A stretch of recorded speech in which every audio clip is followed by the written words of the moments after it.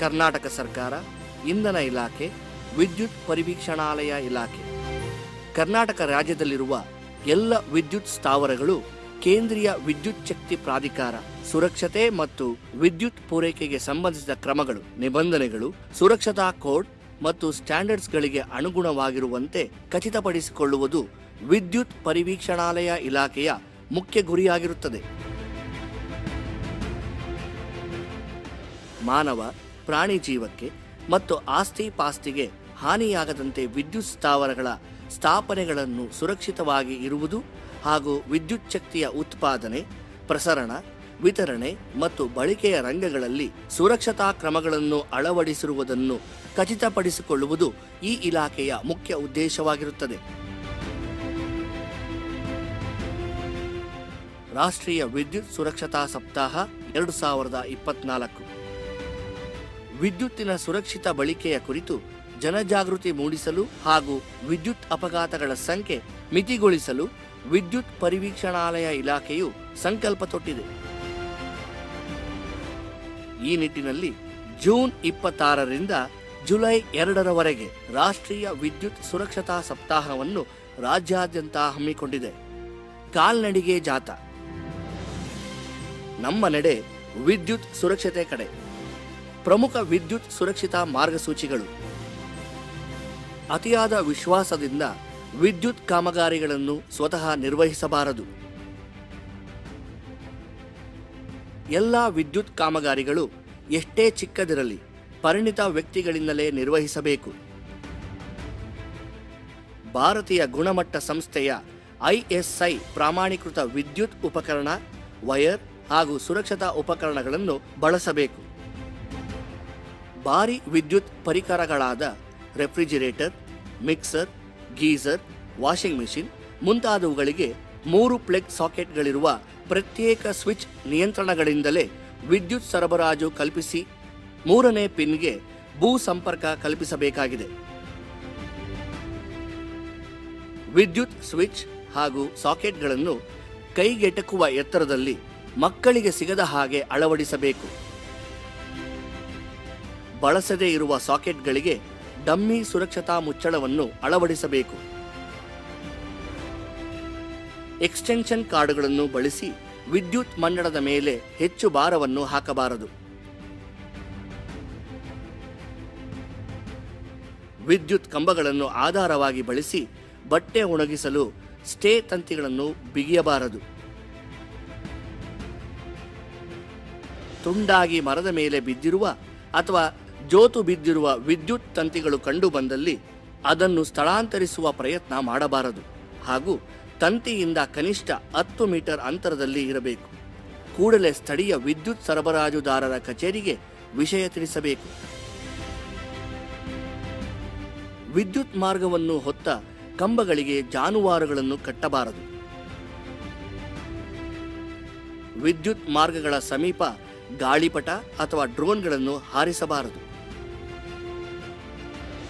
ವಿದ್ಯುತ್ ಮಾರ್ಗದ ಕಂಬಗಳನ್ನು ಜಾಹೀರಾತು ಫಲಕ, ಕಾರ್ಯಕ್ರಮದ ಪೆಂಡಾಲ್ಗಳಿಗೆ ಆಧಾರವನ್ನಾಗಿ ಬಳಸಬಾರದು.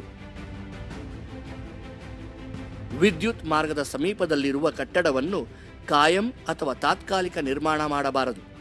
ಒಂದು ವೇಳೆ ನಿರ್ಮಾಣ ಮಾಡಬೇಕಾದರೆ ಸ್ಥಳೀಯ ವಿದ್ಯುತ್ ಸರಬರಾಜುದಾರರ ಸಲಹೆಯನ್ನು ಸುರಕ್ಷತಾ ಅಂತರವನ್ನು ಹೊಂದಿದ ನಿಯಮಾನುಸಾರ ಕಾಯ್ದಿರಿಸಿ ಮುಂದುವರಿಯಬೇಕು.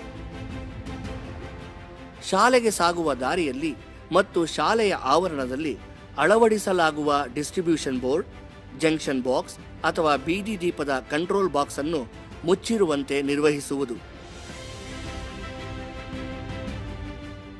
ಸಿಡಿಲು ಅಥವಾ ಮಳೆ ಬೀಳುವ ಸಂದರ್ಭದಲ್ಲಿ ಎತ್ತರವಾದ ಮರಗಳ ಕೆಳಗೆ ನಿಲ್ಲಬಾರದು ಅಥವಾ ಮರದಿಂದ ಕನಿಷ್ಠ 10 ಮೀಟರ್ ಅಂತರದಲ್ಲಿ ನಿಲ್ಲಬೇಕು. ಸಿಡಿಲು ಉಂಟಾಗುವ ಸಮಯದಲ್ಲಿ ಕಾಲುಗಳನ್ನು ಜೋಡಿಸಿ ತಲೆಯನ್ನು ಕಾಲುಗಳ ಮಧ್ಯ ಸೇರಿಸಿ ಕಾಲುಗಳನ್ನು ಕೈಗಳಿಂದ ಬಳಸಿ ಮತ್ತೊಬ್ಬ ವ್ಯಕ್ತಿಯಿಂದ ಸುಮಾರು 3 ಮೀಟರ್ ಅಂತರದಲ್ಲಿ ಕೂರಬೇಕು. ವಿದ್ಯುತ್ ಉಪಕರಣದಲ್ಲಿ ಬೆಂಕಿ ಉಂಟಾದರೆ ಅದನ್ನು ನಂದಿಸಲು ನೀರನ್ನು ಬಳಸಬಾರದು ಹಾಗೂ ಬೆಂಕಿಯನ್ನು ನಂದಿಸಲು ಸೂಕ್ತವಾದ ಅಗ್ನಿಶಾಮಕ ಸಾಧನವನ್ನು ಬಳಸಬೇಕು. ವಿದ್ಯುತ್ ಸ್ವಿಚ್ ಬೋರ್ಡ್ ಅಥವಾ ಪ್ಯಾನೆಲ್ ಕನಿಷ್ಠ IP44 ಗುಣಮಟ್ಟದಾಗಿರಬೇಕು. ವಿದ್ಯುತ್ ಸ್ವಿಚ್ ಬೋರ್ಡ್ ಅಥವಾ ಪ್ಯಾನೆಲ್ನ ಮುಂಭಾಗದಲ್ಲಿ ವಿದ್ಯುತ್ ಶ್ರೇಣಿಯ ರಬ್ಬರ್ ಮ್ಯಾಟ್ ಅನ್ನು ಅಳವಡಿಸಬೇಕು. ವ್ಯಕ್ತಿಗಳು ಕಾಮಗಾರಿ ಕೆಲಸದಲ್ಲಿ ತೊಡಗಿದ್ದಾರೆ ಎಂಬ ನಾಮಫಲಕವನ್ನು ಪ್ಯಾನೆಲ್ ಬೋರ್ಡಿನಲ್ಲಿ ಪ್ರದರ್ಶಿಸಿದ ನಂತರ ಕಾಮಗಾರಿ ಕೆಲಸದಲ್ಲಿ ತೊಡಗಿಸಿಕೊಳ್ಳುವುದು. ಹೆಚ್ಚುವರಿ ಸುರಕ್ಷತೆಗಾಗಿ ಪ್ಯಾನೆಲ್ ಬೋರ್ಡಿನಲ್ಲಿ ಫ್ಯೂಸ್ಗಳನ್ನು ತೆಗೆದು ಕೆಲಸ ನಿರ್ವಹಿಸುವುದು.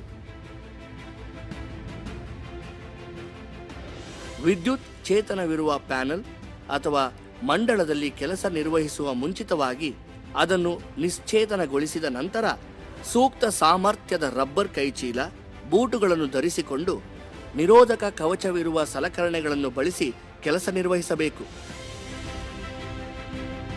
ವಿದ್ಯುತ್ ಸ್ಥಾವರವನ್ನು ನಿಯತಕಾಲಿಕವಾಗಿ ಪರಿಣಿತ ವ್ಯಕ್ತಿಗಳಿಂದ ಪರೀಕ್ಷಿಸಿ ಸುಸ್ಥಿತಿಯಲ್ಲಿ ಇಟ್ಟುಕೊಳ್ಳಬೇಕು. ವಿದ್ಯುತ್ ಸ್ವಿಚ್ಗಳನ್ನು ಅರೆ ಮನಸ್ಸಿನಿಂದ ಅಥವಾ ಹಿಂಜರಿಕೆಯಿಂದ ಆಪರೇಟ್ ಮಾಡದೆ ತ್ವರಿತವಾಗಿ ಆಪರೇಟ್ ಮಾಡಬೇಕು.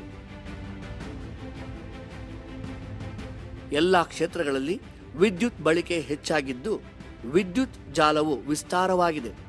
ಅವಘಡಗಳ ಸಂಖ್ಯೆಯೂ ಜಾಸ್ತಿಯಾಗುತ್ತಿದೆ.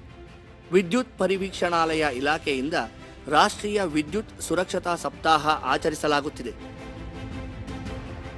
ಸಾರ್ವಜನಿಕರು, ಕೈಗಾರಿಕೆಯ ಕಾರ್ಮಿಕರು, ರೈತರು, ಗುತ್ತಿಗೆದಾರರು ಎಲ್ಲರಿಗೂ ಅರಿವು ಮೂಡಿಸಿ ವಿದ್ಯುತ್ ಅಪಘಾತಗಳ ಸಂಖ್ಯೆಯನ್ನು ಕಡಿಮೆ ಮಾಡುವುದು ಇಲಾಖೆಯ ಉದ್ದೇಶವಾಗಿದೆ.